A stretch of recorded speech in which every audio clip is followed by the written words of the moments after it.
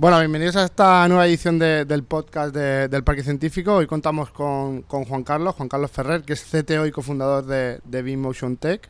Bienvenido, Juan Carlos. Gracias. Que es una spin-off de la UMH que se dedica a desarrollar dispositivos para mejorar la vida de las abejas. Y tenemos también a Idoia Martínez, bienvenida. Hola, muchas que es coordinadora técnica del COAM, que es el Colegio de Ambientólogos de la Comunidad Valenciana, que ahora nos contará qué hacen. Pero bueno, para resumir, tiene como objetivo realizar mejoras en materia de sostenibilidad y acciones pro medio ambiente. Bueno, este podcast está hecho con el motivo del Día Mundial de las Abejas y próximamente el Día Mundial del Medio Ambiente, y básicamente pues vamos a hablar un poquito de la situación actual en la que vivimos y de los desafíos que encaramos y cómo podemos realizar acciones para mejorar el futuro y la biodiversidad del planeta. Así que yo he terminado, empezamos a hablar.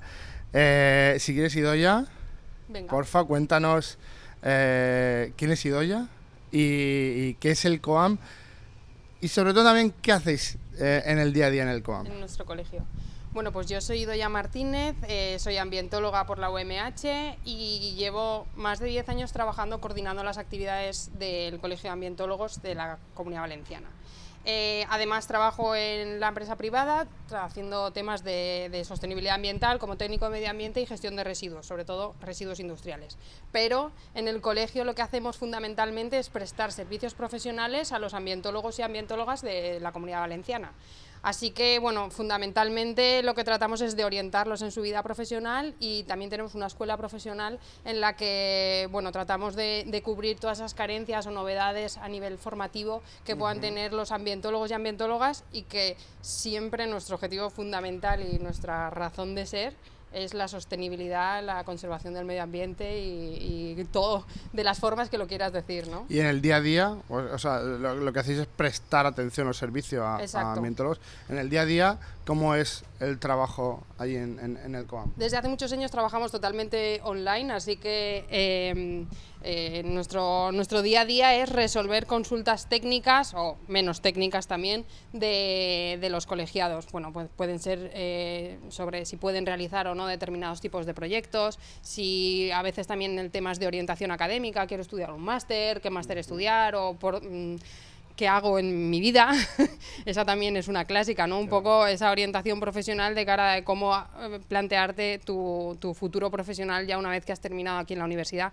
Así que eso es un poco, y luego servicios más grandes que tenemos, pues tenemos servicios pues como el seguro de responsabilidad civil o el tema de visado de proyectos y sobre todo la escuela profesional, que es la que mayor carga de trabajo nos genera diariamente con toda la oferta formativa que tenemos. Es fundamental, ¿no? Porque al final cuando terminas la carrera pues es un poco complejo ahí saber a qué te quieres dedicar, ¿no? Hacéis un poco Totalmente. esa guía en los que terminan, ¿no? Absolutamente todos los titulados universitarios cuando salen dicen bueno, ¿y ahora qué hago, no? Porque al principio pues como que, bueno, terminas la ESO, estudias algo, ¿no? Y está todo como muy encarrilado. Pero luego sí que es verdad que además en ciencias ambientales tenemos un amplio espectro de actividades profesionales de todos los colores y entonces pues es a veces difícil, ¿no? Hay veces que la gente dice que mucho abarca, poco aprieta. Bueno, sí, claro. Es que luego todos nos especializamos en nuestro trabajo y hay veces que acabamos trabajando de algo que no teníamos planificado, pero que al final es lo que se convierte en nuestro día a día. Entonces, bueno, pues dentro de todo nuestro abanico de asignaturas, actividades profesionales que tenemos un montón, podemos trabajar en el área de residuos, en conservación del medio natural, como funcionarios, como docentes, como técnicos de medio ambiente de cualquier empresa, de cualquier tipo. No tiene que ser como rollo una empresa ambiental. Correcto. Tiene que ser una empresa, al final, que genera impactos y que nosotros tenemos ahí un papel fundamental. Entonces, bueno, pues orientar a los alumnos o ya graduados en ciencias ambientales, pues siempre también es gratificante. Luego, sobre todo, ver cuando pasados unos años vuelven y dicen, no, estoy trabajando aquí o allí, y siempre mola. Sí, es como rollo alumni de aquí de la UMH, sí. ¿no? Sois el alumni de los ambientólogos y ambientólogas, sí. Qué guay. Sí. Qué trabajo más chulo. Y bueno, también tenemos a Juan Carlos, habíamos dicho, que es CTO de B-Motion Tech. Cuéntanos, Juan Carlos, porque tú también perteneces a la UMH. Efectivamente, yo soy profesor del área de electrónica y bueno, aprovecho también para decir que coordino un máster de renovables que está relacionado con la jornada de hoy y con el tema de las ciencias ambientales. Y bueno, pues un poco cómo llegué a Bimoison, pues fue a través de un apicultor conocido que me planteó un problema sobre cómo controlar el ambiente, la temperatura de las colmenas y bueno, pues desarrollamos un prototipo para monitorizar el ambiente del interior de las colmenas, para modificarlo y bueno, pues una vez que tuvimos el prototipo fue cuando nos planteamos el presentarnos a la maratón del parque científico y a raíz de eso pues surgió todo. A raíz de ahí muchas cosas, ¿no? Efectivamente. A raíz de ahí... Sí, más de las que imaginábamos. y dices que bueno, el apicultor es Alejandro, que es socio de la empresa. Socio fundador, sí. Él tiene, entiendo, granjas, son granjas, ¿verdad? Sí, él tiene explotaciones de colmenas. Bueno, los apicultores funcionan también un poco en modo itinerante. ¿Vale? Muchos de ellos no tienen siempre las colmenas en el mismo sitio, sino que en función de la época del año, del clima, de la floración, de múltiples factores, pues pueden ir itinerando y pueden trasladar las colmenas de un lado a otro. ¿Vale? Entonces, bueno, pues es un poco el caso. Sí que tenemos una explotación físicamente estable en un lugar, ¿vale? En el cual podemos hacer pruebas, ¿no? Hacer pruebas, tenemos corriente eléctrica pues para hacer nuestras pruebas, pero ya te digo que pueden funcionar en modo itinerante también. Me viene muy bien porque entiendo que es itinerante por lo que decían, ¿no? Por buscar las mejores condiciones ambientales para que la abeja pueda ejercer su trabajo, ¿no? Que es polinizar, crear o desarrollar o crear la miel. Correcto. Y en base a eso, ¿cuáles son, Idoia, las principales amenazas que tiene a día de hoy la biodiversidad y cómo está afectando un tema que me mola a mí mucho, que es el tema del cambio climático, que sabes que también genera mucha controversia lo del cambio climático, a nuestro día a día, tío? O sea, a mí me gustaría aterrizarlo a nuestro día a día. O sea, ¿realmente nosotros estamos viviendo una amenaza o un cambio debido al cambio climático? Pues sí, en general sí. La verdad es que puede ser una respuesta como muy sencilla y a la vez muy compleja. Nosotros formamos parte del planeta, ¿no? Y la actividad humana genera impacto per se. O sea, desde el principio de la historia de la humanidad hemos ido generando impactos. En este momento concreto en el que nos encontramos, bueno, pues la sobreexplotación de los recursos naturales, bien sean del agua, del suelo, de las materias primas, absolutamente todo. Tenemos una sobreexplotación brutal. El tema de la contaminación, somos capaces, ¿no?, de contaminar el aire, somos capaces de contaminar el agua, el suelo y con ello lo que respiramos, lo que comemos y lo que bebemos, ¿no? Que en definitiva, bueno, nosotros como somos antropocéntricos, ¿no?, y todos somos nosotros el centro pues todo eso nos afecta a nosotros en cuestiones mucho de salud pública, ¿no? Problemas de mayor afección de asmas, de problemas respiratorios, incidencia de cáncer. A nosotros, pero al resto de seres vivos o seres vivientes del planeta también les afecta. Igual nos puede como importar más o importar menos, pero luego a nivel ecosistémico global pues tiene unas connotaciones, ¿no? Sí que es cierto que dentro de todos los tipos de contaminación que somos capaces de producir el ser humano, la contaminación atmosférica brutal y sobre todo relacionada con los combustibles fósiles. Eso ha emitido una serie de contaminantes a la atmósfera que, bueno, pues ha hecho el conocido efecto invernadero, luego el agujero de la capa de ozono, aunque se ha visto reducido con muchas medidas también de protección del medio ambiente y sobre todo esos cambios en los patrones climáticos, ¿no? Que a simple vista, bueno, pues ahora podemos decir, no, pues ahora hace más calor que cuando yo era joven. Bueno, tu juventud. es como corta, ¿no? Pero sí que es verdad que igual nosotros no somos tan sensibles a esos cambios, pero luego hay un montón de especies que sí que lo son. En este caso, por ejemplo, con el tema de las abejas, son hipersensibles a cualquier cambio de temperatura, por eso las van moviendo, o cambios en esos cambios de los patrones climáticos afectan a la floración de las diferentes especies. Entonces, pues en función de eso, si este año el almendro ha florecido antes, pues oye, pues igual tengo que mover antes la colmena de lo que estaba acostumbrado, o generarle más calor porque hace más frío. Los episodios térmicos son más extremos, tenemos veranos más cortos y más calurosos. Correcto. Y inviernos con de repente unas épocas súper frías que pues en el caso vuestro pues pueden afectar a las colmenas y a otros muchos insectos también, sobre todo. Y bueno, y sobre todo también el tema de la sequía.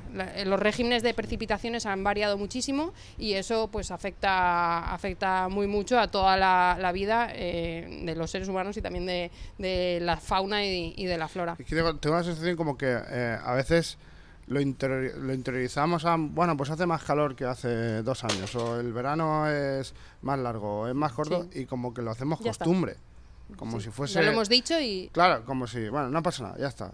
Pero detrás hay un problema real. Claro. O sea, hay un problema nosotros grandísimo. Igual somos capaces como de adaptarnos mejor o peor, pero hay especies que no son capaces de adaptarse. Claro. Entonces, bueno, hay especies que no son capaces de adaptarse y a la vez hay especies muy capaces de adaptarse, que son invasoras, y entonces lo que hacen es eliminar esos nichos ecológicos o encasillar a otras especies en nichos ecológicos mucho más pequeños, y lo que hace pues al final es desplazar especies animales y vegetales y bueno, pues en algunos casos, en muchos, llevarlos a estar en peligro de extinción o estar en estado crítico. Cambiarán también patrones de conducta, ¿no?, de los animales. Claro. Se comportarán diferentes, ¿no? Sí, por supuesto. Justo ayer estaba mirando un poco, preparándome la entrevista con vosotros. Aquí mismo, pues por no irnos muy lejos, ¿no?, en la universidad, en el departamento de ecología, llevan muchísimos años estudiando el tema de la tortuga mora, Testudo graeca. Profes, todavía me acuerdo de la Testudo graeca. Y sí que están viendo que los cambios en los usos del suelo y en la temperatura, ¿no?, en los cambios climáticos en general, pero también mucho de los usos del suelo provocados pues por la desertización, por la falta de recursos hídricos, hacen que los patrones de comportamiento de esta tortuga pues se vean obviamente perjudicados, y eso afecta a la vulnerabilidad de la prolongación de la especie, ¿no?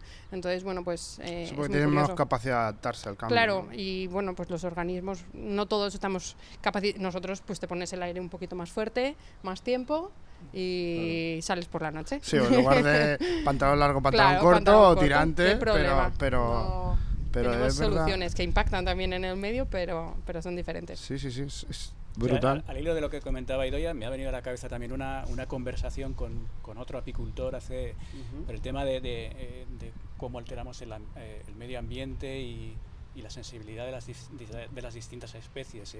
Había observado, un poco anecdótico, ¿no?, pero había observado que aquellos colmenares que estaban situados en ciertas plantaciones tratadas con ciertos fungicidas, pues las abejas se desorientaban y no sabían volver a la colmena. Entonces muchas veces cosas a las que no les damos importancia, pero sí que la tienen a nivel del ecosistema, ¿no? Que son muchas pequeñas cosas, ¿no?, que van haciendo que el problema sea muy global, ¿no? Y de la dimensión que es al final planetario. Y o sea, hablamos de muchas especies, pero en concreto a las abejas, ¿cómo les está afectando este cambio climático? Porque has comentado el tema de desorientación, que hablaste con el apicultor, pero ¿hay algún cambio más que hayáis detectado vosotros, que lleváis ya 2 años investigando el comportamiento de las abejas? Sí, yo creo que... Acércate un poquito, Juan Carlos. Lo que hemos visto que afecta más es no el cambio climático hacia ellas mismas. La abeja es un insecto que se regula también muy bien. Lo que decíamos antes de el pantalón corto, ¿no? A ver, las abejas pues también saben regular su propia temperatura, ¿no? En verano pues forman racimos en el exterior de la colmena, agitan las alas, inducen corrientes de aire, que tienen sus mecanismos de regulación. En invierno, pues, y un poco dirigiéndonos al problema que estamos enfocando en Bee-Motion, en invierno pues las abejas tienen que mantener la temperatura de su nido de cría. Es dentro de la colmena, dentro del núcleo de cría, donde están las abejas reina y las larvas, tiene que haber 35 grados constantemente, y eso lo hemos comprobado introduciendo sondas de temperatura. Eso es así independientemente de la temperatura exterior. ¿Vale? Pero ellas, consumiendo parte de las reservas de su propia miel, pues son capaces de mantener esa temperatura interior. Entonces, esto lo decía porque desde el punto de vista de la temperatura son unos insectos que gestionan bien esos cambios hasta cierto punto, lógicamente. Entonces, ¿qué es lo que más hemos visto que les afecta? Pues también lo que hablábamos, cambios en la floración, ¿vale? Si hay una sequía extrema y no hay floración, pues no hay actividad en las abejas, ¿no? Entonces, muchas veces son efectos externos los que les afectan más. Claro. Es brutal, o sea, yo es que conozco el proyecto porque lo hemos trabajado en Maratón y descubres un mundo de verdad. Es fascinante. Es impresionante. De hecho, recuerdo el último día que estuve con Alejandro, que estuvimos almorzando, y le dije, tío, ¿me puedes explicar cómo una abeja hace miel, tío? ¿Cómo lo hace? Ya no generar calorcito, sino miel. No, claro. Y te empiezan a contar, pues eso, que con sus propias alas generan corrientes de aire para mantener fresca la colmena en verano. O sea, son unas cosas que no te imaginas nunca, ¿no? O sea, nunca te paras a pensarlo. Y me viene ahí una pregunta que es, yo, Alejandro Linde, ¿puedo hacer algo si veo un panal de abejas? Tengo que huir, tengo que acercarme, ¿qué debería hacer cualquier ciudadano si encuentra cerca o en su chalet, en su casa, en la calle? ¿Qué hacemos si encontramos un panal de abejas? Los panales son algo que sucede naturalmente, claro. Lógicamente, y bueno, pues te lo puedes encontrar en el campo. No necesitan permiso de obra, ¿no? No necesitan permiso de obra. Claro, en el campo no necesitas hacer nada. Claro, si tienes uno en casa y crees que tu familia, tus mascotas, pues corren peligro de picaduras, pues siempre puedes llamar o a los bomberos, a la policía local. Normalmente, pues la policía contacta con un apicultor, que es el que gestiona la retirada de ese panal. O sea, todos los que a partir de hoy vean un panal en algún sitio que crean que corren peligro o que es molesto o puede ser en algún lugar peligroso para alguien, hay que llamar a la poli. Sí. Vale.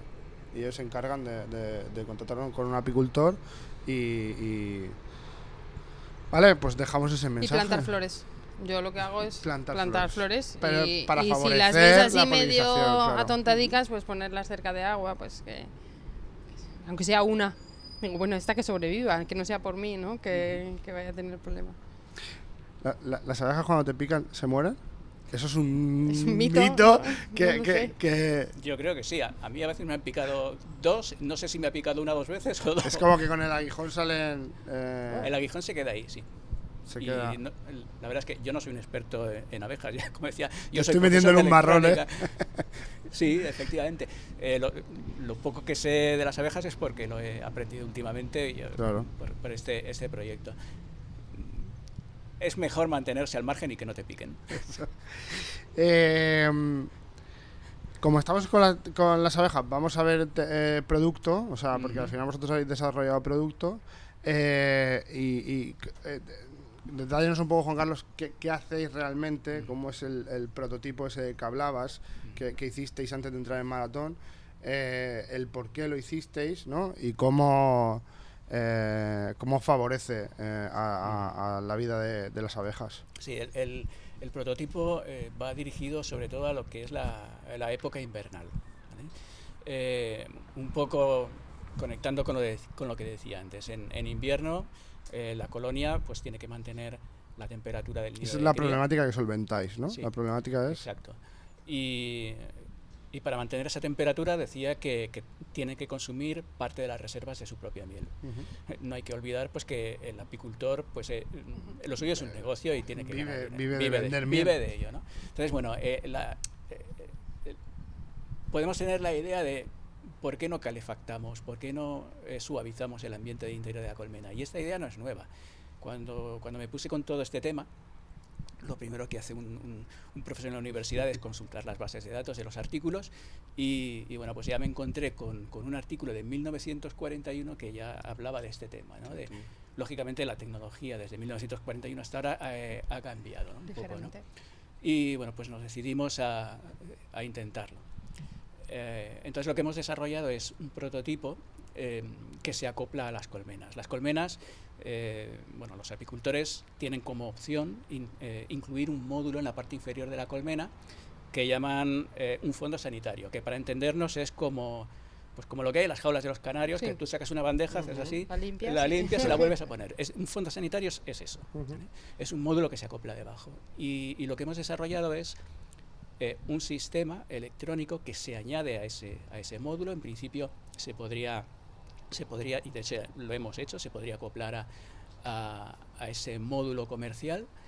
Y ahí pues simplemente tenemos una serie de sensores de temperatura, de humedad, una resistencia calefactora, un microcontrolador que es el que gobierna el funcionamiento de la resistencia calefactora en función de parámetros ambientales, de si es de día, de si es de noche, ¿vale? Y con ello lo que pretendemos es, como decía, no queremos alterar el hábitat, ¿no? El hábitat, ¿no? Simplemente suavizar esas condiciones. Apoyar un poquito a las simplemente, abejas, ¿no? pues que, a ver, hay estudios que, eso ya está muy estudiado, que no lo hemos descubierto nosotros, las abejas empiezan a rodear ese nido de cría para mantenerlo caliente a una temperatura de unos 20 grados en el interior. Lo mantienen con la temperatura de su cuerpo. Sí, la rodean con las cabezas hacia el nido de cría y generan calor. El mecanismo de generación de calor es muy curioso porque ellas desconectan las alas del cuerpo y entonces mueven los músculos para generar energía.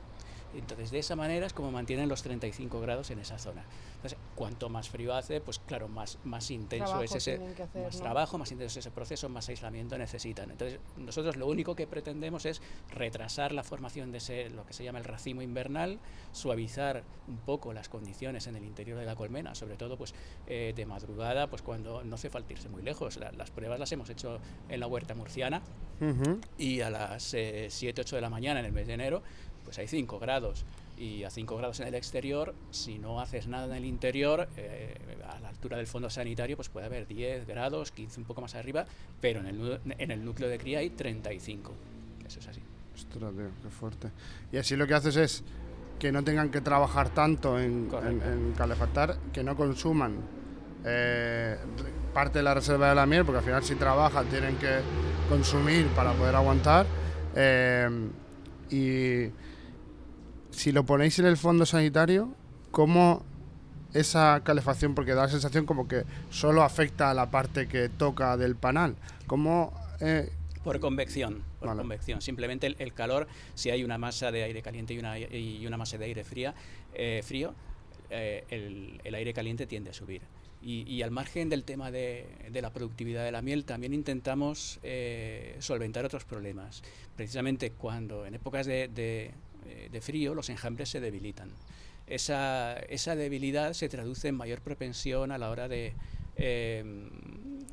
que ataquen, que haya plagas como la varroa, que ataque a las abejas o pues cualquier tipo de infección. Entonces, digamos que ese plus de temperatura fortalece el enjambre. Entonces también pretendemos que esas abejas sean más fuertes frente a ataques externos de otras especies o de cualquier tipo de infección, ¿vale? Esto además tiene una derivada que es si yo mantengo mis abejas sanas, tengo que emplear menos productos fitosanitarios para combatir esas plagas, ¿vale? Pensad que esos productos fitosanitarios, si estamos rociando las colmenas con ese producto, pues puede impregnar la cera, digamos que también es una manera de mantener la salubridad del producto, ¿no? De la cera, de la miel. Y ahí también estamos ayudando a esa biodiversidad que decíamos, ¿no? Claro. El evitar productos fitosanitarios, el no... Todo lo que sea reducir consumos de ese tipo de productos y su aplicación, pues siempre también, solamente por los consumos energéticos que lleva la propia generación de esos medios anticontaminación o antiplagas, pues también siempre vamos a ahorrar y vamos a mejorar el entorno. O sea, me mola porque yo sé que tú, Idoia, por pertenecer al sector, también te lo imaginas, ¿no? Cuando lo cuenta Juan Carlos, Sí. cómo se trabaja. Yo me lo imagino, o sea, lo sé ahora porque conozco el proyecto, pero no sé si mis compañeros podrán poner alguna imagen o algún trocito de vídeo dentro de la charla que estamos teniendo, que se vea ese proceso de cómo la oveja mantiene la temperatura, los trabajos que hacen, porque es muy visual. O sea, realmente cuando lo visualizas, tío, es cuando realmente entiendes cómo favorecéis el trabajo de las abejas. Y pasando de trabajo, cuéntanos... Cambiamos de trabajo. Ya hemos hablado mucho de las abejas. Idoia, yo he visto, para el que todavía no lo sepa, es coampcv.com, ahí Correcto. Es la web. Tenéis todas las líneas de trabajo en las que trabajáis desde el colegio, pero cuéntamelas tú. O sea, ¿en qué estáis trabajando diariamente o en qué aplicáis más esfuerzos desde el COAM? Sobre todo en lo que te comentaba de resolución de consultas y ayudar a nuestros colegiados, bien a la hora de desarrollar sus propios proyectos que tengan cualquier duda más o menos técnica sobre cualquier tipo de trabajo. Ya te digo que trabajamos en muchos ámbitos diferentes, como también esa prestación de servicios que ofrecemos, ¿no? Y no solamente nos quedamos ahí. El papel fundamental para mí, personalmente, del Colegio de Ambientólogos es tener una entidad que agrupe a los profesionales y representar al ambientólogo. Igual ahora, pues siempre todo el mundo nos dice, es que soy una profesión joven. Bueno, pues ya más de 25 años, ya llevamos en el mercado laboral muchos años y hay ambientólogos absolutamente en todos los ámbitos profesionales que te puedas imaginar, ¿no? Desde el ministerios, consellerías, en los ayuntamientos como técnicos de medio ambiente hay un montón, en cualquier empresa pública, consultorías, asesorías, ¿vale? Entonces estamos en muchísimos sitios y ya somos más de casi 40.000 ambientólogos a nivel estatal. Entonces, al principio sí que es verdad que con otras profesiones relacionadas con el medio ambiente, pues el hecho de que salga una nueva titulación, unos nuevos profesionales, pues nos ha supuesto tener en muchas ocasiones que defender un poco cuáles son nuestras atribuciones profesionales. Y eso durante muchos años nos ha llevado gran parte de nuestro trabajo, ¿no? Ese de reclamar cuál es nuestro nicho ecológico de la profesión, que es, como os digo, muy, muy amplio. Y también ahora estamos muy enfocados sobre todo en la representatividad, ¿no? En hacernos ver que somos buenos profesionales, que tenemos muchos años de experiencia en el sector del medio ambiente en general, y poder participar en cuantos más foros o encuentros o lugares donde puede ser importante la aportación de nuestros profesionales, ya no solamente de la Junta o de las personas que trabajamos en el colegio, sino de todos nuestros colegiados, ¿no? y promocionarlos, ¿no? De alguna manera. Entonces, bueno, pues acabamos de firmar un convenio con CONAMA recientemente, que es el Congreso Nacional de Medio Ambiente. Bueno, vosotros nos liáis para múltiples actividades que ya iréis viendo. ¿Qué más cosas tenemos? Vamos a participar en un congreso que hay también en julio sobre empresas sostenibles, que también es muy interesante. Y bueno, pues todo lo que podamos alcanzar, también en temas de simbiosis industrial. Estoy pensando un poco en las noticias de la web, que son un poco, en la web podéis ver todo lo que vamos haciendo, lo vamos publicando, ¿no? Y bueno, pues esa sería un poco nuestra... Para mí, cuando alguien se decide dar de baja, que no dar de alta en el colegio, le digo, bueno, ok, date de baja, pero nosotros vamos a seguir trabajando por el reconocimiento y la defensa de la profesión de ciencias ambientales, estés o no estés colegiado. Trabajamos para todos, aunque tengamos X número de miembros. O sea, que tenéis un foco ahora muy fuerte puesto en visibilidad, ¿no? Sí. En que puedan ver todo lo que es hacéis importante. Sí, y ir estando en más sitios, ¿no? En más lugares donde se pueden tomar decisiones y donde creemos que nuestra aportación puede ser interesante. Porque ya llevamos 20 años trabajando y hay muchos profesionales que igual son como muy... están su profesión muy centrada en unos ámbitos profesionales, te diría como titulaciones como más históricas, ¿no? Y nosotros abarcamos muchas cosas, pero no por ello somos menos profesionales del medio ambiente. La titulación de ciencias ambientales nace para dar respuesta a los problemas ambientales que pues empezaban a verse venir, ¿no? Entonces, nosotros, nuestra formación lo que hace es formar técnicos para que sean capaces de proponer respuestas y soluciones a todos los problemas. ¿Vamos a resolver el cambio climático? No, pero vamos a tratar de que todas las actividades donde estemos, ¿no? Pues efectivamente, ¿no? Pues vayamos haciéndolas un poquito más sostenibles. Qué guay, qué trabajazo. ¿Y cuántos sois en el equipo? Porque pues me hablas ahí de un montón de líneas. Un montón de gente, cientos de personas. Y parece que trabajáis... Bueno, pues afortunadamente ahora somos 2 técnicos en la oficina. Durante muchos años he estado yo sola. Ahora tenemos a nuestra compañera Clara Abad, que bueno, lleva recién titulada hace poquito, también aquí en la UMH, así que todos nos quedamos aquí en la casa. Y nosotras 2 somos las personas que llevamos la oficina técnica, o como quieras llamar, el servicio a los colegiados, y la Junta de Gobierno está formada por 9 personas. Vale. Que son cada uno profesionales en sus ámbitos correspondientes. Todos tienen su trabajo, ¿no? Todos tienen su trabajo, su empresa, pues algunos tienen empresas, otros trabajan en la Diputación, otros trabajan en un ayuntamiento. Entonces tenemos un poquito también esa realidad del mercado laboral reflejada, también tratamos de que así sea, en la Junta de Gobierno. Y ellos, pues lo que hay que agradecerles es que trabajan de forma totalmente altruista y gratuita, pues por los demás, ¿no? En este caso, pues por defender nuestra profesión. Yo sé que los ambientólogos de la UMH saben exactamente lo que tienen que hacer cuando quieren ir al colegio, pero de otras unis igual no, y nos están escuchando. Entonces, si yo termino la carrera de Ciencias Ambientales, ¿qué hago para ponerme en contacto con vosotros? Pues tenéis nuestra página web, tenéis el Instagram. Sobre todo, además, últimamente por Instagram nos funciona muy bien ese contacto, sobre todo con la chavalería, con la gente joven. Y luego todos los años voy varias veces, desde el equipo del colegio vamos varias veces a todas las universidades. A las 4 universidades valencianas que imparten ciencias ambientales, la Politécnica de Gandía, la Universidad de Valencia en el campus de Burjasot y la UNED de Denia, además de, claro, la UMH, pues porque hemos nacido aquí y es casa. Somos endemismos, ¿sabes? Estamos aquí, sí, totalmente. Además tenemos muchísima relación con el equipo docente y bueno, pues qué guay. Nos sentimos bien. Sí. Y Juan Carlos, ¿vosotros cuántos sois?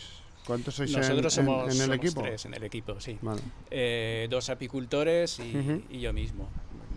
2 apicultores de la empresa Miel Emoción, que bueno, pues se dedican a recolectar miel, pues las actividades típicas de los apicultores, y a comercializarla. Y yo mismo, que como decía, bueno, pues soy profesor aquí, también somos, es decir, que ninguno de los 3 se dedica en exclusiva a trabajar en B-Motion Tech. Ha sido un proyecto de colaboración entre esas 2 entidades y bueno, ahí estamos. ¿Y tenéis pensado ya cómo vais a monetizar, o cómo vais a vender, o cómo vais a comercializar el producto? ¿Estáis en esa fase? Sí. Aparte de pensar en el producto y desarrollar prototipos, pues gracias a nuestro paso por la maratón de creación de empresas, pues nos han enfocado a cómo gestionar una empresa, ¿no? Entonces, el tema de la monetización lógicamente es importante, es fundamental si montas una empresa, ¿vale? Y en principio vamos a comercializar un producto básico, que sería el sistema de calefacción básico que os he comentado, simplemente con monitorización de variables y calefacción.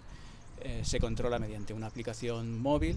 El apicultor, cuando llega a su colmenar, pues las colmenas se conectan por Bluetooth con el móvil, y uno conoce su estado, las puede activar, desactivar, configurar, ¿vale? Y luego ya en una segunda fase la idea sería hacer una adquisición de datos más amplia, ya no solo temperatura y humedad, sino que hay otros parámetros que son importantes. Por ejemplo, el el sonido que emiten las abejas pues te da una idea de su estado, de su estado. De la colmena. Puedes saber si hay más o menos producción midiendo el peso de la colmena. En fin, hay una serie de variables que son interesantes de medir y más interesante controlar de forma remota, ¿no? Porque, como decía, los apicultores pues muchas veces son itinerantes, y a lo mejor pues un apicultor que está en Murcia tiene un colmenar en Soria. Entonces, lo ideal es no tener que ir a Soria para comprobar el estado de las colmenas, sino conectarse remotamente. Es que es como el trabajo del apicultor. Exacto. Totalmente. ¿No? O sea, te abre un montón de posibilidades, ¿no? Efectivamente. También se ha habido mucho tema de robos, ¿no? Hay mucho robo de colmena. De hecho, hay empresas de seguridad que se dedican a monitorizar la ubicación de las colmenas. Nosotros también pensamos hacer esto, incluir algún tipo de seguimiento GPS o simplemente un sensor de movimiento que te diga si se está moviendo mucho. Se está moviendo, la colmena tiene que estar quieta. Si hay algún tipo de vibración es que algo está pasando, ¿no? Pues algún tipo de seguridad, pues también. Al final, o sea, empezáis por el problema más grueso que digamos, que es mantener la temperatura, ¿no? Esa calefacción de la colmena, pero al tener un controlador es que puedes aplicar tantas soluciones como necesite el apicultor, o sea que es un proyecto. Y no solo en apicultura, yo creo que el tema de la tecnologización, si es que existe esa palabra, ¿no? de la agricultura y de la ganadería en general, tiene muchas posibilidades. Sí. No me quería meter ahí porque también es un campo otro melón, sí, pero efectivamente. Pero también hay, la tecnología está aplicando a la agricultura de niveles brutales. El desarrollo no está mal. Claro, sensores de humedad para saber si tienes que regar o en fin. O antiguamente, yo qué sé, las vacas les colgabas un cencerro del cuello y el hombre salía y por donde sonaba, pues sabía dónde estaba, ¿no? Ahora le puedes poner un collar con un GPS y sabes dónde está. Vigilancia con drones también, ¿no? Que hay mucho de rebaños en zonas así más tanto para el cultivo, para saber cómo está. Es que para el cultivo ahora todo está domotizado, entonces es súper sencillo, pues relativamente sencillo, ¿no? Que no digo que no tenga su complejidad, con una serie de sondas, pues controlar los aspectos ambientales y poder actuar, ¿no? Además, también eso ahorra, por otra parte, recursos. Igual pongamos pues que siempre riegas el campo pues cada 3 días. Bueno, igual no es necesario porque ese día ha llovido. Entonces, la forma de adaptar, ¿no? Las formas en las que tenemos, pues siempre va a optimizar mucho los recursos que utilicemos. El tema de fitosanitarios, recursos hídricos. Sí. Y en próximos pasos o tiempos yo creo que veremos también la introducción de la inteligencia artificial donde hay datos. Va a haber inteligencia histórico artificial. De datos es fundamental para eso. Ya se ven, he visto varios proyectos de selección del cultivo de la fruta o la verdura que pasa por una cadena y de manera automatizada con una cámara detecta si la fruta está bien o es para no comercializar y directamente la máquina recoge y categoriza según, o sea, sí, van a salir muchas cosas en muy poco tiempo. Sí. Y ahora que hablamos de proyectos innovadores, bueno, COAM es patrocinador, uno de los patrocinadores, de los tantos patrocinadores que tenemos en la maratón de creación de startups del parque científico.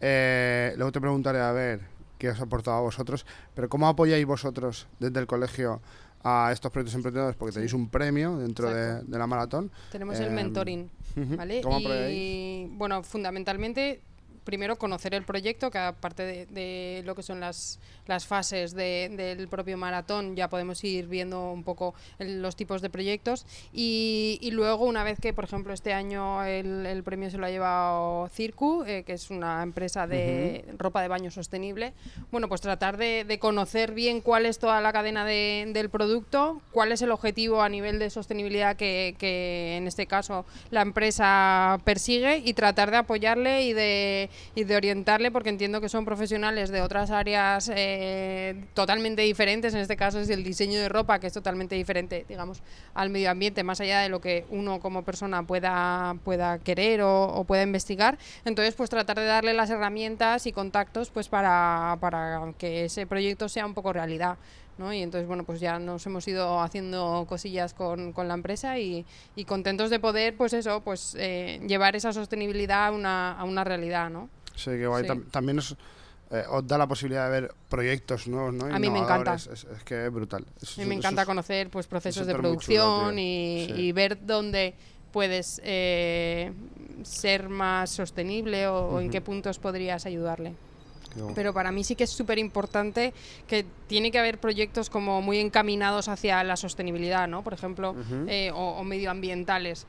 Pero no tendría que ser solo como proyectos verdes, que esto está como muy encasillado en algo sostenible, algo ecológico, algo. No, todos los proyectos tienen que, igual que se tiene un plan de empresa, un plan económico, de viabilidad económica, tiene que haber un plan de sostenibilidad. Todas las actividades generan impacto. Hombre, si estás en una oficina, dices, bueno, pues poco impacto. Bueno, pues el aire acondicionado, la energía eléctrica que utilizas, cómo te teletransportas a tu puesto de trabajo, ¿no? Entonces, y si son industrias grandes ya ni te quiero contar los impactos, ¿no? Entonces, ser capaces, ¿no?, de tener como una viabilidad, como cuánto de sostenible es mi proyecto a nivel ambiental, ¿no? También, o sea, tiene que ser sostenible económicamente y también socialmente, y por supuesto esas tres patas, ¿no?, del medio ambiente, económico, ecológico y social. Y sobre me parece todo, muy interesante y me lo voy a apuntar para soltarlo en la oficina. Me van a liar. Cuando estemos. Pero sí que creo que todos tienen que tener en el horizonte, igual que pues los impactos que se generan. Incluso hay veces que es muy difícil, ¿no?, de minimizar los impactos que puede generar una actividad, pero igual podemos pensar en métodos de compensación reales y no como muy lejanos, ¿no? De, no, yo es que planto bosques en, no sé, en un sitio muy lejano que nadie conoce, ¿no? Entonces vamos a ver qué proyectos se pueden hacer cerca para compensar un poco esas impactos que generamos con nuestro día a día. Y a vosotros, los patrocinadores de la maratón, ¿qué os ha aportado la maratón? Pues ha sido una experiencia muy interesante, ¿no? Porque, bueno, como decía, pasamos de la idea de fabricar un prototipo a decir, oye, vamos a sacarle partido a esto, vamos a presentarnos a la maratón y bueno, y a ver qué pasa, ¿no? Entonces ya no solo de patrocinadores, hemos tenido el apoyo de varias empresas, de Soltec, del Santander, en fin, a los que estamos muy agradecidos. Pero no solo a los patrocinadores y a las empresas, sino al propio personal del parque científico, bueno, asistiendo a una serie de seminarios, accediendo al taller de prototipado, donde estamos finalizando una segunda versión de nuestro fondo sanitario más eficiente desde el punto de vista energético y bueno y la formación, ¿no? A mí una cosa que no iba a decir que me ha cambiado, ¿no? pero que te da una visión diferente por una cosa muy sencilla, ¿no? Lo que hacemos los profesores de dar clase y poner una presentación, eso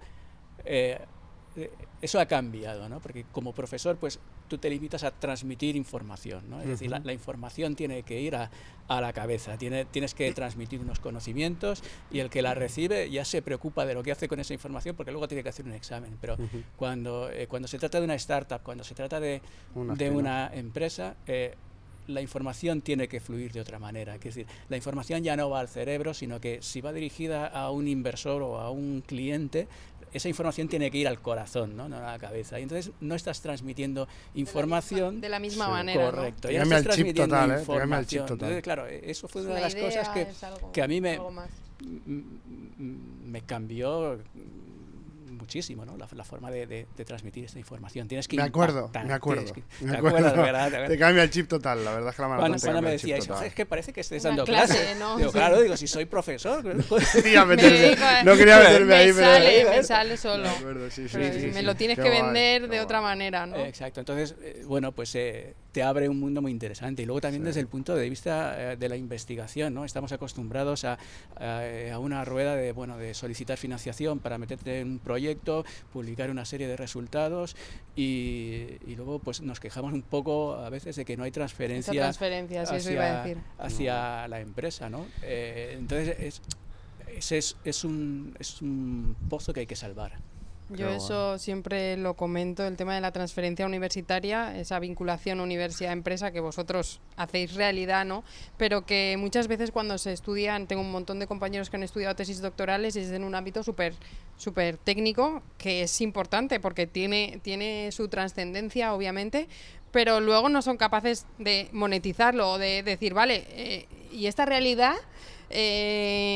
al mundo, ¿cómo podrías transferirla, ¿no? ¿Cómo la vendes? Y de una forma que además luego hay mucha gente estudiando doctorados y no todo el mundo puede desarrollar su carrera profesional dentro del ámbito de las universidades.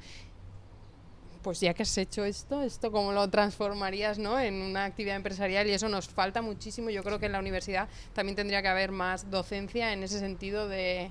buscarse la vida, el clásico, bueno.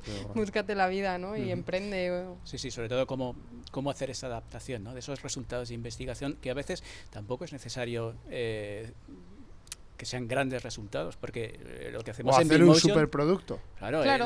Con un MVP. Lo que hacemos en BeamMotion es una cosa, son sensores comerciales, todo es comercial, simplemente ha sido reunirlo y aportar una solución. Entonces no es el resultado de unos grandes proyectos de investigación. Bueno, no lo vais a creer, pero llevamos ya más de 45 minutos. Correcto. Y me quedan dos preguntas que sí que os las quiero hacer, ¿vale? Porque necesito saberlo, así que muy brevemente. Primero, próximos pasos de COAM, ¿en qué líneas, si tenéis líneas futuras en las que vais a trabajar? Que me cuentes un poquito, Idoia, y también de vosotros, si quieres. Nosotros, pues seguir defendiendo a los profesionales de las ciencias ambientales, llegando cada vez a más lugares y estando en más sitios donde se toman decisiones importantes respecto al medio ambiente y sobre todo a nuestra profesión. Eso es un poco, yo creo, nuestro objetivo, y ser más colegiados también, pero eso es complicado. Clarísimo. ¿Y nosotros pues seguir trabajando en los prototipos, en el avance de nuestro sistema, y luego ya como empresa pues nos hemos encontrado con esa barrera de la financiación, ¿no? Sí que es cierto que hemos podido acceder a los premios del Parque Científico, pero por ejemplo un molde de inyección para fabricar ese segundo prototipo cuesta un dinero que no tenemos, ¿no? Entonces ahora ya entramos en el circuito en la siguiente fase. En la siguiente fase, que es, bueno, necesito contactar con inversores públicos o privados para poder seguir adelante con esto, porque la idea por sí sola no es suficiente, tienes que convencer para que haya una financiación, y hay que seguir esa dirección. Muy interesante. Y lo último, ya me gustaría que me dieseis ya una reflexión personal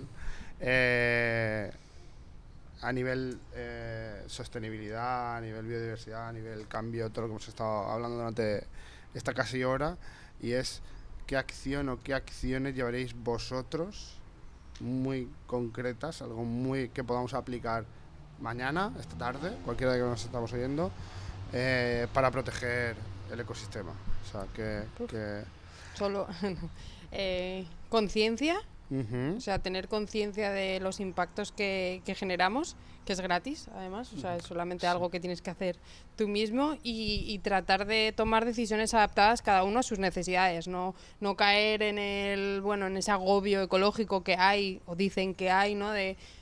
Simplemente tienes que hacer lo que en la medida de tus posibilidades puedes hacer. Pues me voy a un clásico, reciclar, pero no solo reciclar, reducir el consumo, ¿no? Por esa parte de esa conciencia, reducir el consumo, preguntarte, ¿lo necesito? Tratar de consumir cosas que sean lo más sostenibles posible. Hay veces que hay una graduación, ¿no? Dices, bueno, pues en vez de lo menos sostenible voy a coger una cosa intermedia, y poco a poco ir avanzando en esas pequeñas decisiones que, bueno, nos recuerdan a ese famoso eslogan de piensa globalmente, actúa localmente, que se ha dejado un poco de usar, y al final no es otra cosa que es eso, ¿no? Tratar de favorecer el comercio local, el comercio de cercanía, kilómetro cero, y siempre intentar hacer acciones o que tu vida diaria sea un poquito más sostenible. No lo apunto. Bueno, yo coincido con Idoia en el tema de la concienciación, que yo creo que ya en general la gente ya está bastante concienciada. ¿Vale? Al tema del reciclado, a mí me gustaría añadir hay una palabra que se oye poco y es el de la reutilización, ¿vale? Yo tengo edad suficiente como para acordarme de cuando comprábamos una botella de gaseosa. Yo también he bajado los cascos. Y la devolvíamos y te llevabas una nueva. Entonces yo creo que todo eso ese gesto es mucho más eficiente que no llevar la botella a un contenedor donde la vuelven a fundir. Eso es un gasto energético innecesario, ¿no? Y bueno, desde el punto de vista precisamente energético y como coordinador del máster de energías renovables que soy, pues coincido en que la gente ya está bastante concienciada.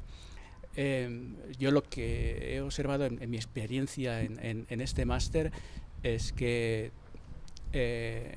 necesitamos el apoyo de la administración. Hay un dato muy significativo y es el número de estudiantes en un máster de energías renovables aumenta cuando la legislación favorece las energías renovables. Es un dato contundente, ¿no? Entonces, concienciación, un poco de apoyo por parte de la administración y yo creo que la gente hace el resto.